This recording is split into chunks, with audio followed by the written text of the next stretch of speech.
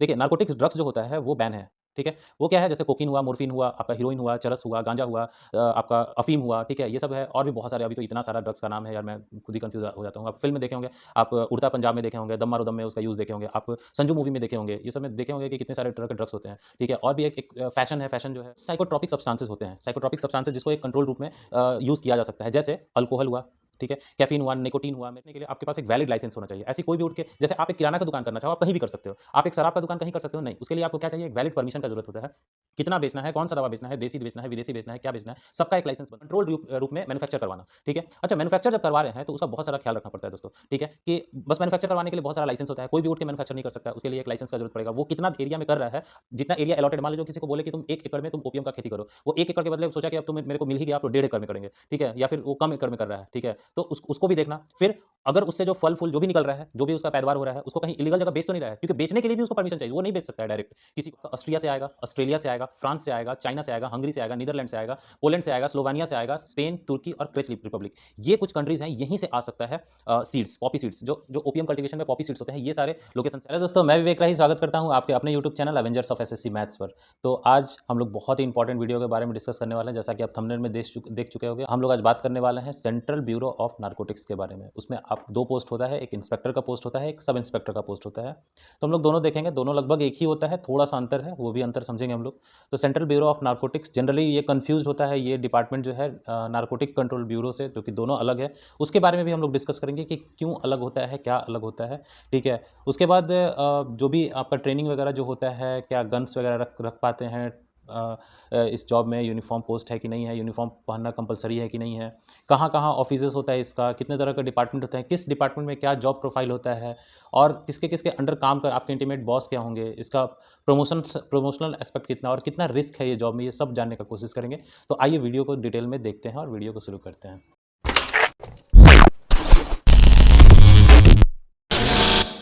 Video शुरू करने से पहले दोस्तों एक बात बताना चाहूँगा कि अगर आप मेरा चैनल अभी तक सब्सक्राइब नहीं किए हैं तो कर लीजिए, क्योंकि बहुत सारे इंपॉर्टेंट अपडेट्स मैं देते रहता हूँ, डिपार्टमेंट्स के बारे में जानकारी मिलती रहती है। तो चैनल को सब्सक्राइब कर लीजिएगा, वीडियो अच्छा लगे तो उसको शेयर भी कर लीजिएगा। रिक्वेस्ट है आपसे, इससे क्या हुआ, आपका तो कुछ नहीं होता बट मुझे बहुत मोटिवेशन मिलता है। तो चलिए वीडियो को स्टार्ट करते हैं। सबसे पहले हम लोग समझते हैं what is NCB and what is CBN, क्योंकि जब तक इसको नहीं समझेंगे ना तब तक हम समझ ही नहीं पाएंगे कि ये पोस्ट का क्या महत्व है, ये पोस्ट क्यों बना है। सबसे पहले देखिए, दोनों तो एक तो कंफर्म है, narcotics control bureau and central bureau of narcotics, दोनों नारकोटिक्स से ही संबंध रखता है। नारकोटिक्स जैसे ही दिमाग में आता है, सीधे दिमाग में आता है एक ही बात कि कहीं ना कहीं नशीली पदार्थों के बारे में बात हो रही है, ठीक है? लेकिन दोनों अलग है। क्या अलग है, क्यों अलग है, वो मैं बताता हूँ। देखिए, जब भी कोई ड्रग्स का लेन-देन होता है, लेन-देन कहने का मतलब इम्पोर्ट एक्सपोर्ट होना, ठीक है? और भी कुछ होना, जैसे खरीद-बिक्री, माफिया वगैरह देखते होंगे, कभी रेव पार्टी वगैरह होता है जिसमें बहुत सारा चीज़ एनसीबी से जुड़ा होता है, मतलब एनसीबी डिपार्टमेंट से जुड़ा होता है। रेव पार्टी में बहुत सारा ड्रग्स का यूज़ होता है, बहुत सारे ड्रग्स होते हैं जो कि इल्लीगल हैं, हम यूज़ करने के लिए, वो नशीले पदार्थ हैं, हमें यूज़ नहीं करना चाहिए, गवर्नमेंट से बैन है, लेकिन फिर भी हम लोग इसको यूज़ करते हैं। बहुत सारे इंडियंस यूथ जो हैं या फिर और भी लोग हैं, वो यूज़ करते हैं उन चीज़ों का, इसके लिए, इसके प्रिवेंशन के लिए। अब देखिए, यूज़ हो रहा है इस चीज़ का, तो कहीं न कहीं इसका इम्पोर्ट एक्सपोर्ट भी हो रहा होगा। कोई लोग खरीद रहे होंगे, तभी कोई लोग बेच रहे होंगे, ठीक है? बेचना अलाउ नहीं है, तो ये आ कहाँ से रहा है? क्या किसी दूसरे कंट्री से आ रहा है? क्या अपने कंट्री में ही उगाया जा रहा है, या कहाँ से आ रहा है फिर? तो वो सब का जानकारी करना, वो सब एनसीबी का काम है, ये सब एनसीबी करती है, ठीक है? लेकिन मैं बता दूँ, लेकिन कुछ ड्रग्स ऐसे हैं, जैसे आप लोग कभी अपना एक दवा का प्रिस्क्रिप्शन देखिएगा, दवा जो होता है, कुछ-कुछ दवाएँ हैं जो ना आपको डॉक्टर बोलेगा कि इसके लिए पर्ची का ज़रूरत होता है। उस पर्ची के पीछे देखिएगा अगर, तो उस पे लिखा रहता है शेड्यूल एच ड्रग्स, ठीक है? आप अगर कभी ध्यान भी दिए होंगे तो शेड्यूल एच ड्रग्स, शेड्यूल ए ड्रग्स, शेड्यूल बी ड्रग्स, ऐसे करके कैटेगरी बनाया गया। तो वो भी तो एक ड्रग्स ही है, ठीक है? आप देखे होंगे कि मेडिकल शॉप पे लिखा रहता है ड्रगिस्ट एंड केमिस्ट, मतलब वो केमिस्ट भी है, मतलब केमिकल दवाएँ भी देता है, जैसे नॉर्मल जाके बोलिएगा सर्दी खाँसी हो गया है तो दवा भी देते हैं। और ड्रगिस्ट भी है, नहीं ड्रग्स भी देते हैं। ड्रग्स यानी कौन-सा ड्रग्स? ऐसा थोड़ी है कि वो चरस और गांजा बेचते होंगे, ऐसा तो नहीं है, नहीं। ड्रग्स यानी कोई दवा, दवा को भी ड्रग्स बोलते हैं। लेकिन वो दवा जो है वो ड्रग्स के यूज़ से बनता है, अफ़ीम के यूज़ से बनता है, गांजे के यूज़ से बनता है। कुछ ऐसी चीज़ है जो उनके वजह से बनता है, और ये आज से नहीं, ये बहुत सालों से, अकबर के से भी पहले साल से, वैदिक सभ्यता से चला आ रहा है कि हम लोग उन सभी चीज़ों का, अफ़ीम का यूज़ करके बहुत सारे हम लोग दवाइयाँ बनाते रहे हैं। तो हमारा यह वैदिक सभ्यता है एक तरह से, ठीक है? तो उस चीज़ को करने के लिए, और बहुत सारा मेडिसिनल प्लांट में यूज़ होता है, वो एज़ ए मेडिसिनल प्लांट को ट्रीट किया जाता है उसको, ठीक है? लेकिन होता क्या है, इसका जो कि उपयोग बहुत ज़्यादा ना होने लगे, ठीक है? इसलिए हम लोग क्या गवर्नमेंट क्या करती है कि उसको एक ये बना दी है कि ये खेती जो है कंट्रोल रूप में होगा। कहाँ कितना खेती करना है वो सब गवर्नमेंट डिसाइड करेगी। बस एक टेंडर निकालेगी और आपको देगी कि आपको इतना अफ़ीम का खेती यहाँ पे करना है। उसके अलावा किए या कहीं दूसरी जगह आप नहीं कर सकते, अगर हो रहा है तो ये गलत हो रहा है। और वही सब चीज़ देखना कंट्रोल रूप में उसको मैन्युफैक्चर करना कह सकते हैं, कंट्रोल रूप में मैन्युफैक्चर करने का जो देख-रेख करना, ये सब जो डिपार्टमेंट करता है, ये कहलाता है सीबीएन यानी सेंट्रल ब्यूरो ऑफ नारकोटिक्स। आप समझ गए होंगे। जो खेती हो रहा है, जो मैन्युफैक्चर हो रहा है, उसको कंट्रोल रूप में करने का ज़िम्मेदारी किसके पास है? सेंट्रल ब्यूरो ऑफ नारकोटिक्स के पास है। और जो इम्पोर्ट एक्सपोर्ट हो रहा है, इल्लीगल ट्रैफिकिंग हो रहा है, ठीक है? तो उसका करने का किसको, मतलब उस पे जाँच पड़ताल करने का किसका आदेश है? तो वो है आपका नेशनल ये नारकोटिक्स कंट्रोल ब्यूरो का यानी एनसीबी का। एनसीबी जो है वो मिनिस्ट्री ऑफ होम अफेयर्स के अंदर आता है, जबकि सीबीएन जो है यानी सेंट्रल ब्यूरो ऑफ नारकोटिक्स जो है वो फाइनेंस मिनिस्ट्री के अंदर आता है। ऑब्वियस है, जब फाइनेंस मिनिस्ट्री के अंदर आएगा तो उसमें आईआरएस होते होंगे, अपर पोजीशन पे यानी रेवेन्यू सर्विसेज वाले होते होंगे।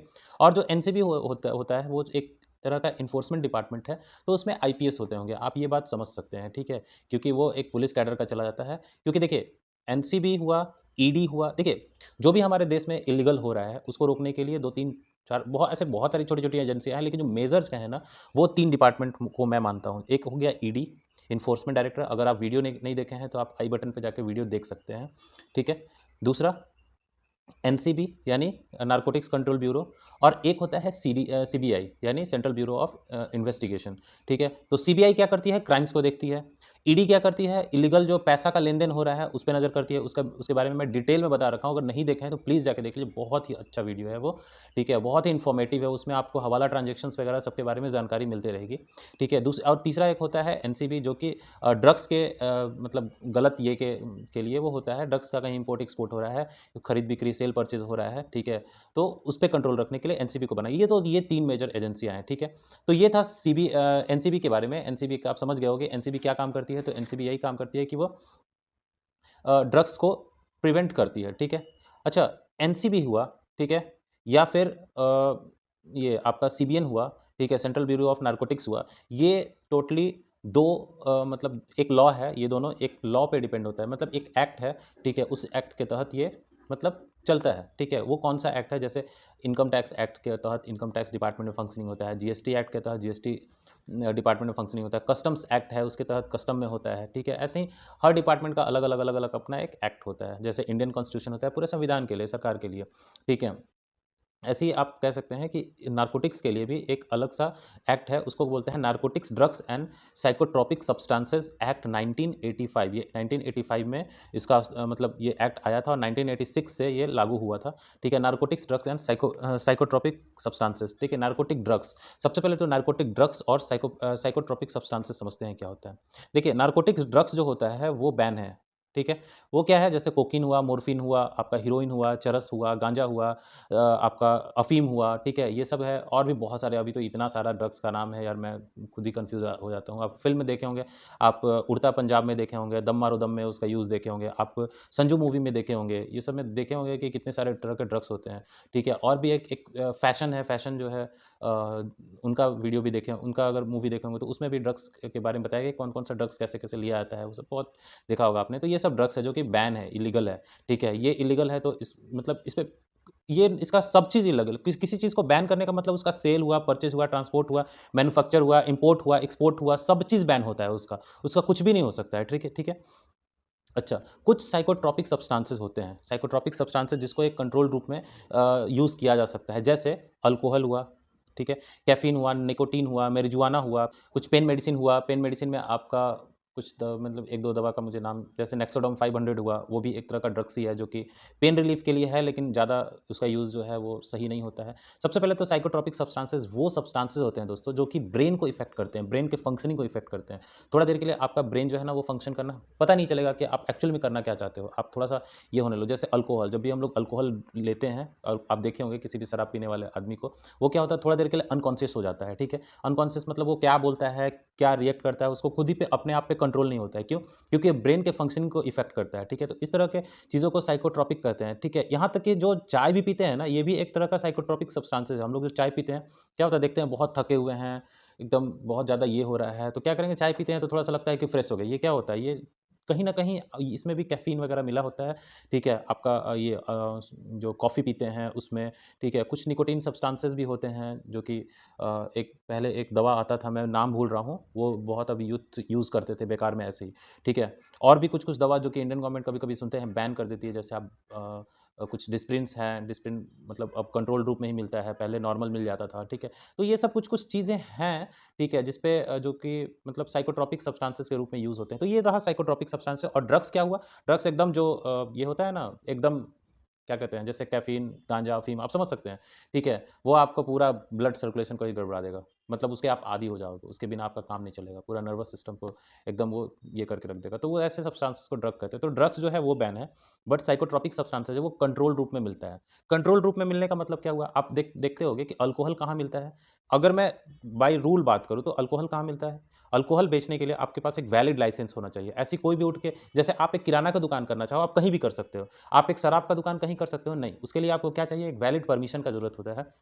कितना बेचना है, कौन-सा दवा बेचना है, देसी बेचना है, विदेशी बेचना है, क्या बेचना है, सबका एक लाइसेंस बनता है, ठीक है? तो उसको कंट्रोल रूप में बेचा जाता है। उसके बाद किसको देना है, किसको नहीं देना है, वो भी पॉलिसी होता है। एक्चुअली अब जब पॉलिसी पढ़ेगा तो पता चलेगा 18 या 21 साल से कम उम्र के बच्चे को दिया ही नहीं जा सकता है, ठीक है? अल्कोहल लेकिन अभी तो कोई भी ले लेता है, उतना ध्यान नहीं दिया जाता है, लेकिन एज़ पर रूल ऐसा है, ठीक है? उसपे भी है कि कुछ ड्राई डे के दिन आपका वो चीज़ बंद होना चाहिए, जैसे जिस दिन सैलरी मिलता है ना, उसका जस्ट अगला दिन को ड्राई डे कहते हैं। पता होना चाहिए आपको, जैसे आपका सैलरी अगर आप सेंट्रल गवर्नमेंट में हो, होता क्या था ये कि 31st को हमेशा सैलरी मिलता था और 1 को जो है ना लोग नशा करने के लिए चले जाते थे, ठीक है? तो 1 तारीख को ड्राई डे बना दिया गया। ड्राई डे का मतलब होता है जिस दिन शराब की दुकान बंद रहती है उस दिन। उस दिन आपको कहीं शराब नहीं मिल सकता है, लेकिन मिल जाता है फिर भी लोग जो है पहले से स्टॉक रख लेते हैं। बहुत सारी चीज़ें हैं, ठीक है? लेकिन फिर भी बनाया गया है। तो उन चीज़ों को जो साइकोट्रोपिक सब्सटेंसेस हैं उनको ना थोड़ा-सा कंट्रोल रूप में ये यूज़ किया जाता है, ठीक है? तो ये सब चीज़ ये समझ गए आप लोग ड्रग्स क्या है और साइकोट्रोपिक सब्सटेंसेस क्या है। तो इन सारी चीज़ों के बारे में जो एक्ट बना है ना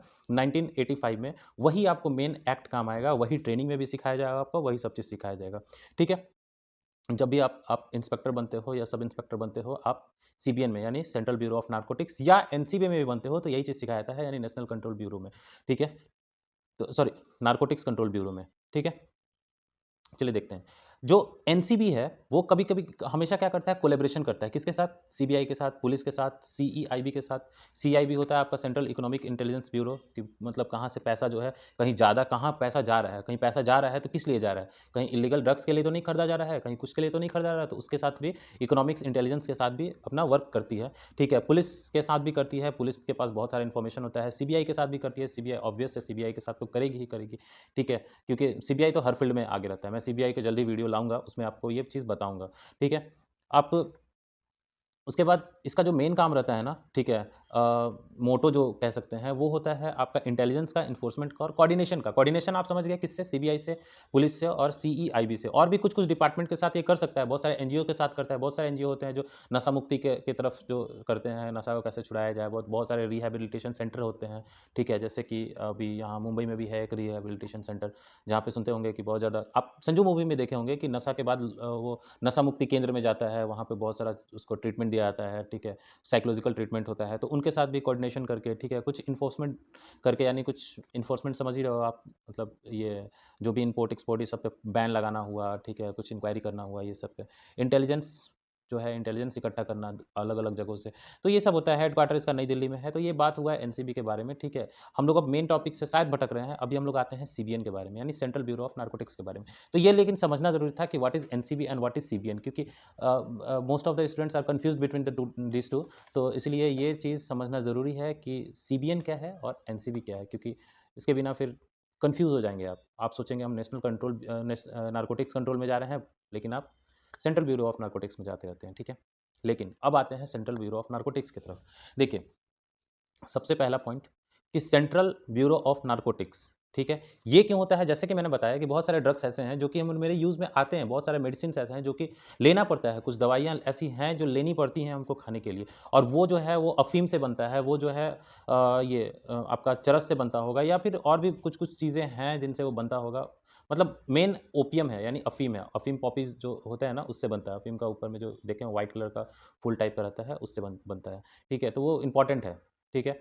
अब ये जो है कंट्रोल रूप में खेती करना है इसको, कंट्रोल रूप में खेती करना है, क्यों खेती करना है? तो चूँकि ये मतलब ड्रग्स है एक तरह का, ठीक है? ड्रग्स है तो लोग ज़्यादा ज़्यादा ग्रो होने लगा तो कहीं भी इसका यूटिलाइज़ेशन करना लोग स्टार्ट कर देंगे।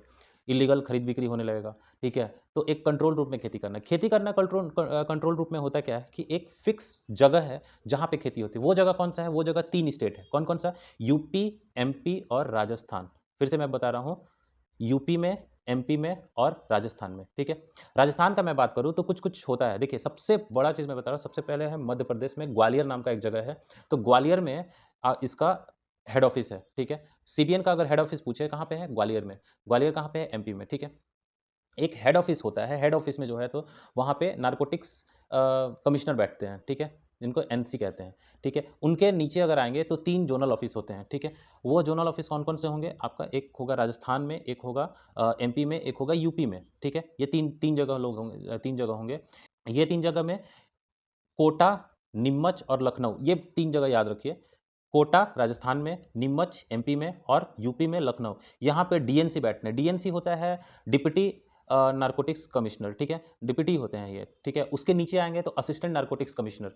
तो सबसे ऊपर जो होता है वो हेडक्वार्टर, ठीक है? हेडक्वार्टर जो है वो कहाँ है? ग्वालियर में। वहाँ से 3 डीएनसी बनता है, डिप्टी नेशनल कमिश्नर का जो ऑफ़िस है वो बनता है, ठीक है? वो कहाँ का है? कोटा में है, नीमच में है और लखनऊ में है और उसके अंदर एएनसी बनता है यानी असिस्टेंट नारकोटिक्स कमिश्नर बैठते हैं, जो कि अगर राजस्थान का बात करें आपका तो झालावाड़ हुआ, भीलवाड़ा हुआ, चित्तौड़गढ़ हुआ, प्रतापगढ़ हुआ, उदयपुर हुआ, जयपुर हुआ, आपका भवानी मंडी हुआ, ये सब जगह राजस्थान में बैठते हैं। अगर मैं मध्य प्रदेश का बात करूँ तो मंदसौर हुआ, जौरा हुआ, गरोथ हुआ, रतलाम हुआ, इंदौर, उज्जैन, सिंगरौली, ठीक है।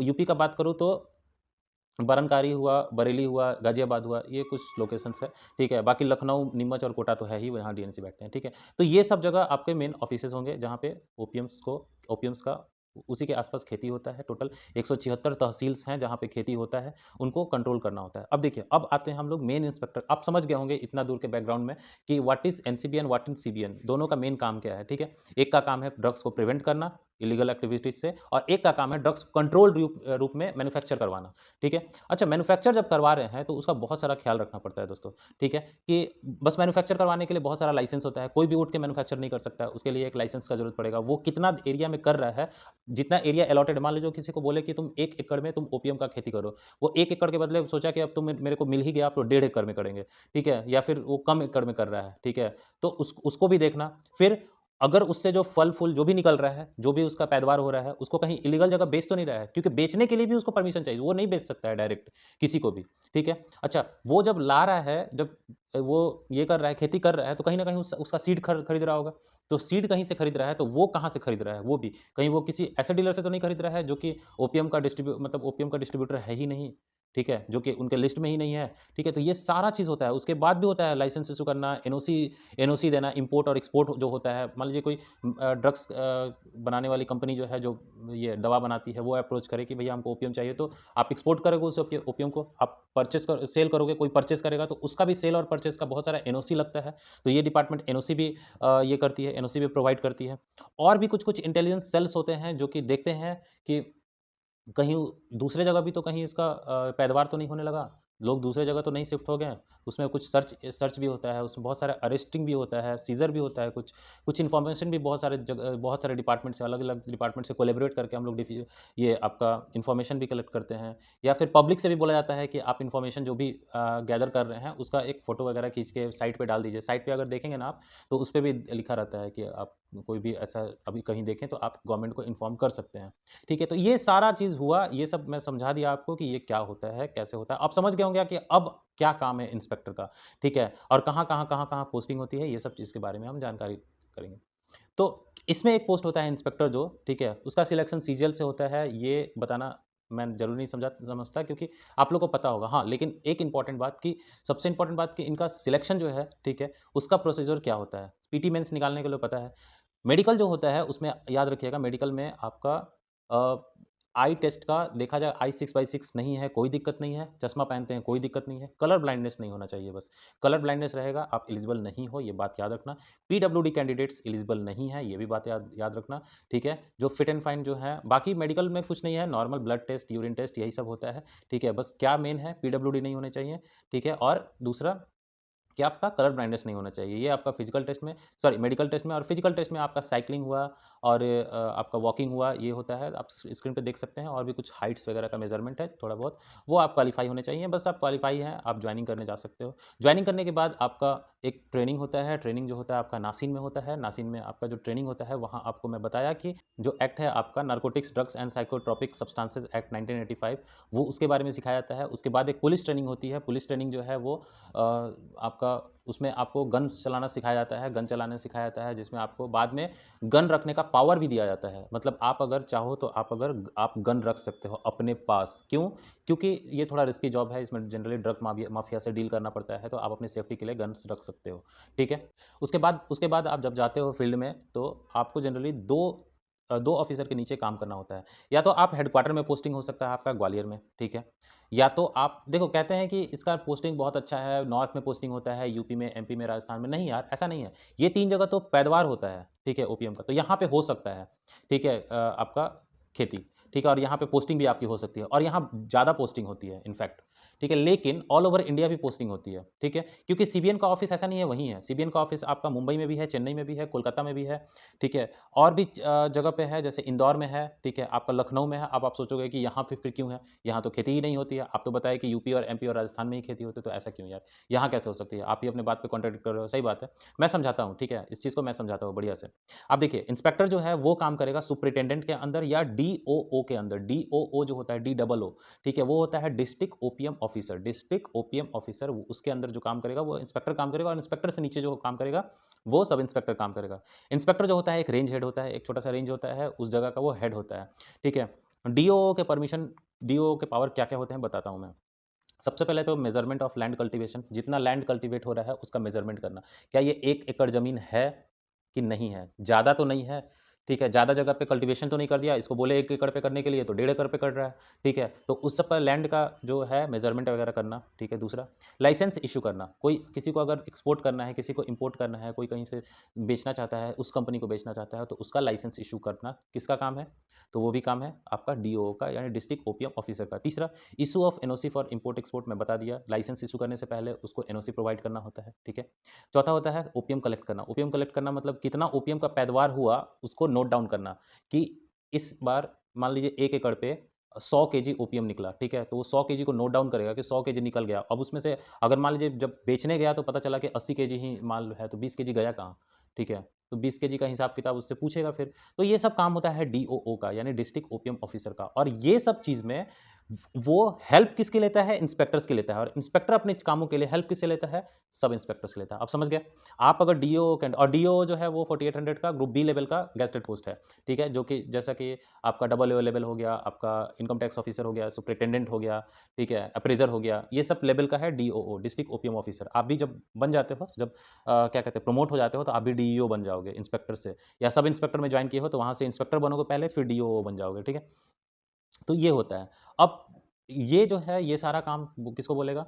तो इंस्पेक्टर्स को बोलेगा करने के लिए, या हाथ बटाने के लिए। मेन साइनिंग अथॉरिटी तो डीई होंगे, लेकिन ये करेंगे। तो आप समझ गए, इंस्पेक्टर भी क्या करेंगे? जाके मेजरमेंट करेंगे लैंड कल्टीवेशन का। खुद थोड़ी मेजरमेंट करते हैं, मेजरमेंट करवाएंगे अपनी देख-रेख में, ठीक है। लाइसेंस इश्यू होता है, या फिर एनओसी वगैरह होता है, तो कुछ रिपोर्ट्स वगैरह भी होते हैं, वो रिपोर्ट्स वगैरह भी बनाना पड़ेगा।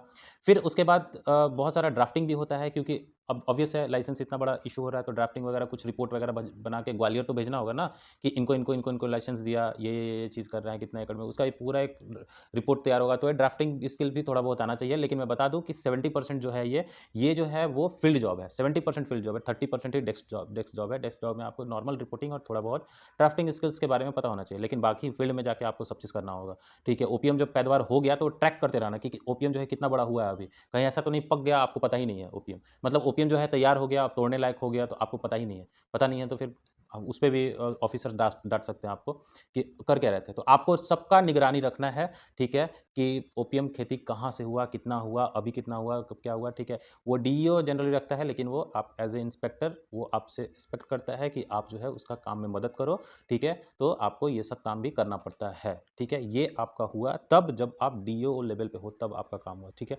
एक और होता है आपका प्रिवेंटिव इंटेलिजेंस, आपका प्रिवेंटिव एंड इंटेलिजेंस सेल, जिसको पी एंड आई सेल भी बोलते हैं। हैं, ठीक है। अब देखिए ये जो डीओओ लेवल होता है ये तो इन सारे जगह पे रहेगा, जैसे मैंने बताया राजस्थान, एमपी और यूपी में, और उसमें भी कोटा, झलवार, भीलवाड़ा, चित्तौड़गढ़, प्रतापगढ़, ये सब बताया ना, रतलाम, इंदौर, इधर बरेली बोला, ग्वालियर, ये गाजीपुर बोला, ये सब जगह होता है। तो ये सब जगह डीईओ लेवल वगैरह होते हैं, ठीक है। लेकिन लेकिन बाकी कहीं भी अगर ओपीएम का खेती हो रहा है, ठीक है, उसके लिए या कुछ इंटेलिजेंस कहीं से मिल रहा है कि कहीं कुछ हो रहा है क्या एक्स्ट्रा, ठीक है, तो उसके लिए अलग-अलग डिस्ट्रिक्ट में भी या अलग-अलग जगहों पे, बड़े-बड़े जगहों पे ना फिर से बनाया गया ऑफ़िस, जैसा कि मुंबई में बनाया गया है, ठीक है, जैसा कि चेन्नई में बनाया गया है, कोलकाता में है, इंदौर में है, लखनऊ में है, ठीक है, और भी 2-4 जगह है, मैं थोड़ा-सा भूल रहा हूँ। आप नेट पे ईज़िली देख सकते हो कि पी एंड आई सेल का ऑफ़िसेज़ कहाँ-कहाँ है, ठीक है।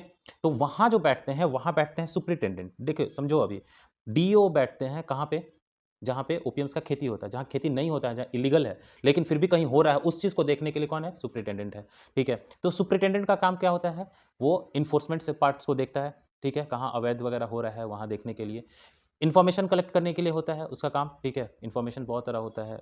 अगर इन्फॉर्मेशन पाया गया, तो अरेस्ट करने का वारंट होता है, मतलब अरेस्ट करने का भी अधिकार होता है आपका सुपरिटेंडेंट के पास, ठीक है? और चौथा, सर्च एंड सीज़र होता है, जहाँ से आपको पता चले कि यहाँ अवैध कारोबार कुछ हो रहा है, तो तुरंत सर्च एंड सीज़र कर सकते हैं हम लोग। या फिर सर्च और सीज़र नहीं करेंगे, तो कम से कम आप लोकल पुलिस को इन्फॉर्म कर सकते हैं, यानी कोऑर्डिनेशन बैठा सकते हैं। तो कोऑर्डिनेशन वगैरह का भी काम चलते रहता है। तो ये काम होता है prevention and preventive and intelligence cell का, मतलब पी एंड आई सेल का, ठीक है। तो आप समझ गए होंगे डीओओ लेवल, ठीक है, मतलब एक तो डीईओ का ऑफिस हो गया, एक सुपरिटेंडेंट का ऑफिस हो गया। ये दोनों में क्या अंतर है? मेन जहाँ कल्टिवेशन होता है वहाँ डीईओ, और जहाँ नहीं होता है लेकिन गलत तरीके से हो रहा है, कुछ इन्फॉर्मेशन मिल रहा है, वहाँ कौन?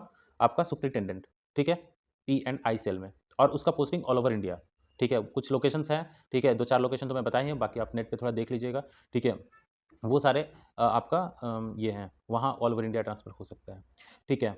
तो ये दोनों लेवल हुआ। आते हैं अब और भी कुछ-कुछ काम होता है, जैसे अगर आप हेडक्वार्टर में हो, ठीक है, तो हेडक्वार्टर में आपका बहुत सारा काम होगा। होता क्या है, जब भी हम ये करते हैं, ये आपका ओपीएम लगाते हैं, तो उसके जो पॉपी सीड्स होते हैं ना, ठीक है? ओपीएम के पॉपी सीड्स, वो इंडिया से नहीं आते हैं, वो दूसरे कंट्री से आते हैं, ठीक है? कहाँ से आता है?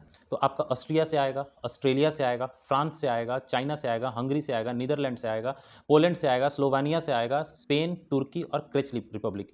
ये कुछ कंट्रीज़ हैं, यहीं से आ सकता है सीड्स, पॉपी सीड्स, जो ओपीएम कल्टीवेशन में पॉपी सीड्स होते हैं, ये सारे लोकेशन से आते हैं। कहाँ-कहाँ? Australia, Austria, France, China, Germany, Netherland, Poland, ठीक है? स्लोवेनिया, स्पेन, तुर्की और आपका क्रेच रिपब्लिक, ठीक है? तो इन सब जगह से आता है, लेकिन इन सभी जगह से आने के लिए कॉम्पिटेंट अथॉरिटी के पास एक सर्टिफिकेट प्रोवाइड करता है कि आप यहाँ से ले रहे हो, तो विदाउट परमिशन आप नहीं ले सकते, और उसका परमिशन कौन ग्रांट करता है? हेडक्वार्टर ग्वालियर, ठीक है? यानी उसका उसका जो करता है, वो करते हैं डायरेक्ट आपके नारकोटिक्स कमिश्नर जो है ना, वो करते हैं, जब भी फॉरेन से डेलीगेट से बात करना हो या फिर कहाँ से मँगा रहे हैं, ठीक है? तो वो कहाँ से होता है? वो ग्वालियर से ही होता है। तो वहाँ भी आपका अगर ड्यूटी लगता है, तो वहाँ इन सभी चीज़ों को देखना होगा। जो ट्रेड हो रहा है, ओपीएम सीड्स का या ओपीएम का, उन सभी जगहों पे, या कुछ और मैं बताता हूँ, जैसे कहीं इम्पोर्ट हुआ, कॉन्ट्रैक्ट हुआ, तो कुछ जगह हैं, जैसे आपका कहीं पे हम लोग कभी-कभी इस चीज़ को एक्सपोर्ट भी करते हैं, दूसरे जगह भी जो दवा बनता है ना, उसको एक्सपोर्ट किया जाता है। तो कहाँ एक्सपोर्ट किया जा रहा है? तो 1-2 कंट्री है, जैसे 1-2 कंट्री का मैं नाम लूँ तो वियना है आपका, ठीक है? आपका यहाँ पे ये क्रेच रिपब्लिक है, ठीक है? और भी कुछ कंट्री है, मुझे कोई ध्यान नहीं आ रहा है, मैं पढ़ा था इसके बारे में, ठीक है? तो इन सभी जगहों का जो है वो ये वेरीफ़ाई करते हैं, यही ऑफ़िसर, मतलब नारकोटिक्स कमिश्नर जो है, ये सब वेरीफ़ाई करते हैं कि क्या वहाँ पे जा रहा है, तो वहाँ कोई गलत यूज़ तो नहीं हो रहा है इसका, जिससे इंडियन गवर्नमेंट का नाम खराब हो। ऐसा भी तो हो सकता है कि वियना वाले जो है वो डिमांड करे और दे दे ऐसे डिस्ट्रीब्यूटर को जो वहाँ पे इल्लीगल ड्रग्स का सप्लाई कर रहा है, ठीक है? तो उसका भी वेरिफ़िकेशन करना, उस पे कंट्रोल रखना, उसको देखते रहना, इन्वेस्टिगेशन करते रहना, ये भी काम किसका है? ग्वालियर हेडक्वार्टर का है। तो वहाँ आपका ड्यूटी लगता है, तो ये सब पार्ट में भी इन्वॉल्व होना पड़ेगा। जितने भी कॉन्ट्रैक्ट होते हैं, जितने भी कॉन्ट्रैक्ट इम्पोर्ट, एक्सपोर्ट, वहाँ पे ये करना, उसका जो मेन जो आपका जो सबसे बड़ा जो एनओसी प्रोवाइड होता है, एनओसी के लिए अप्लाई तो करेंगे लोग कहाँ पे? डीओ ऑफिस में, लेकिन जो परमिशन मिलता कहाँ से है? बिना कमिश्नर के परमिशन नहीं मिल सकता है, मतलब कमिश्नर नारकोटिक्स कमिश्नर के परमिशन के बिना वो नहीं हो सकता है। मतलब एक फाइल बन के डीईओ के लिए पे तो अप्लाई करोगे आप, वहाँ से एक फाइल बन के जाता है ग्वालियर में, वहाँ फाइल का पूरा प्रोसेसिंग होता है कि किसको इसको दिया जाए कि नहीं दिया जाएगा तो कितना लैंड के लिए दिया जाएगा, ये सब सारा चीज़, कुछ भी और भी कुछ-कुछ होता है, तो वो सब चीज़ का निपटारा भी वहीं होता है, ठीक है?